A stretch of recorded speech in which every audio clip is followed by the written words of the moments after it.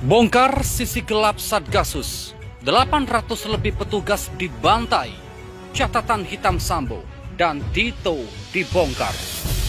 Sambo dibentuklah Satgasus Merah Putih, yaitu Jenderal Sambo. Diangkat oleh Jenderal Tito Karnavian, waktu itu beliau jadi Kapolri. Diangkatlah Jenderal Sambo menjadi pimpinan Satgasus Merah Putih. 2019, apa yang terjadi? 800 lebih petugas KPPS dibunuh dan Mabes Polri mengumumkan tidak boleh ada otopsi. Manusia 800 lebih, bukan kucing, ternyata lebih komunis dari komunis. Puncaknya pembunuhan 6 laskar FPI.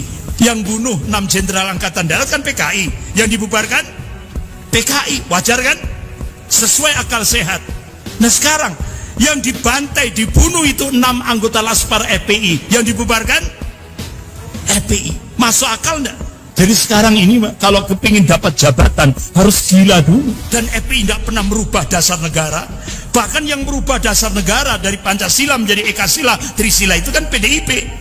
Sebenarnya Satgasus itu sudah ada sejak kepolisian ini dijabat oleh yang sekarang menjadi Menteri Dalam Negeri, Tito Karnavian.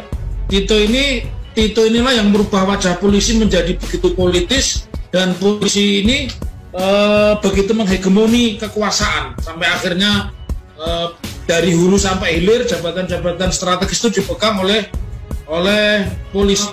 Sebenarnya tidak perlu ya adanya Satgasus ini, karena Satgasus ini menjadi semacam pasukan elit, dalam tanda petik pasukan elit, karena dijabat oleh Sambo, sementara Sambo ini memiliki jabatan sebagai kepala provosnya polisi, ya otomatis ini menjadi sebuah masalah serius.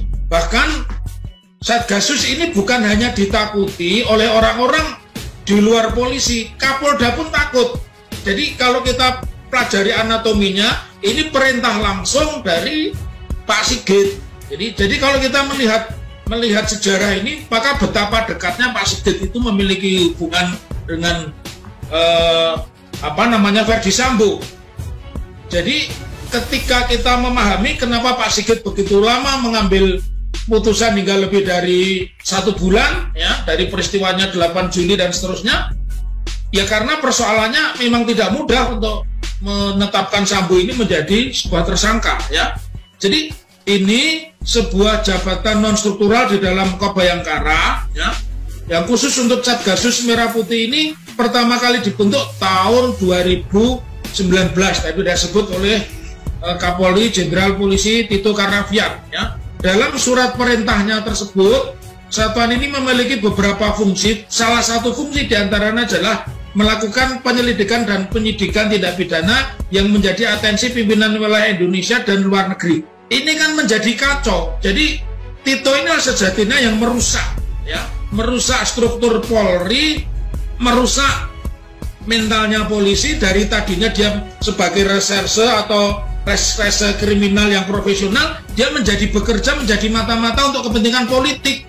Jadi ini jelas institusi atau lembaga yang saya sebut embrio dari polisi di dalam polisi, karena dia bisa menyelidiki perilaku polisi.